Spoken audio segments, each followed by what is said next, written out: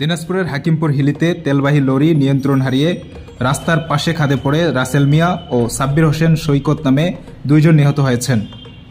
এ ঘটনায় আহত হয়েছেন আরও একজন। রোববার দুপুরে উপজেলার হিলি দিনাজপুর রোডের স্টেশন ডাঙ্গাপাড়া এলাকায় এই ঘটনা ঘটে। নিহত রাসেল মিয়া জয়পুরহাট জেলার পাঁচবিবি উপজেলার মাতখুর গ্রামের সুরত আলীর ছেলে। তিনি ওই লরির হেল্পার ছিলেন।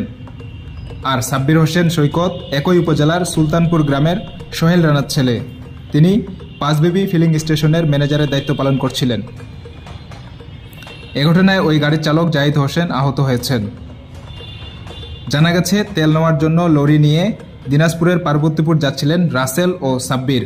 পথিমধ্যে ঘটনাস্থলে পৌঁছালে নিয়ন্ত্রণ হারিয়ে রাস্তার পাশে খাদে পড়ে যায় লরিটি।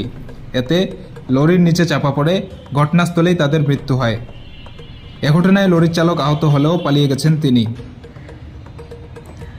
বিষয়টি নিশ্চিত করে হাকিমপুর থানার পরিদর্শক তদন্ত এস.এম. জাহাঙ্গীর আলম জানান, খবর পেয়ে ফায়ার সার্ভিস সদস্যদের সহায়তায় দুজনের মরদেহ উদ্ধার করা হয়েছে। এ বিষয়ে আইনগত ব্যবস্থা প্রক্রিয়াধীন। News desk, creative Dinajpur. দিকে সংবাদ পাই, পাওয়ার পরে আসলাম, আসে দেখলাম যে দুইটা লাশ নিচে পড়ে আছে।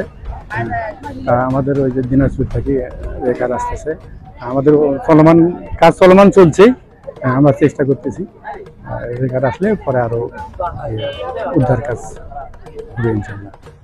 ডাঙ্গাপাড়া পাশে পাউসগাঁও এলাকায় একটি তেল লরি খাদের মধ্যে উল্টা গেছে। উক্ত সোমবারটি আমি অফিসার ফোর্স সহ ঘটনাস্থলে তাৎক্ষণিক চলে আসি। ফায়ার সার্ভিসের লোকজনও আসে। এখানে দেখা যায় যে ট্যাঙ্ক লরিটি সম্ভবত হিলি থেকে গ্রামপুরের দিকে যাচ্ছিল এবং এখানে দুটো লোক ভিতরে আটকা আছে এবং তারা মারাই গেছে। ফায়ার সার্ভিস লোকজন বলতেছে যে তারা মারা গেছে।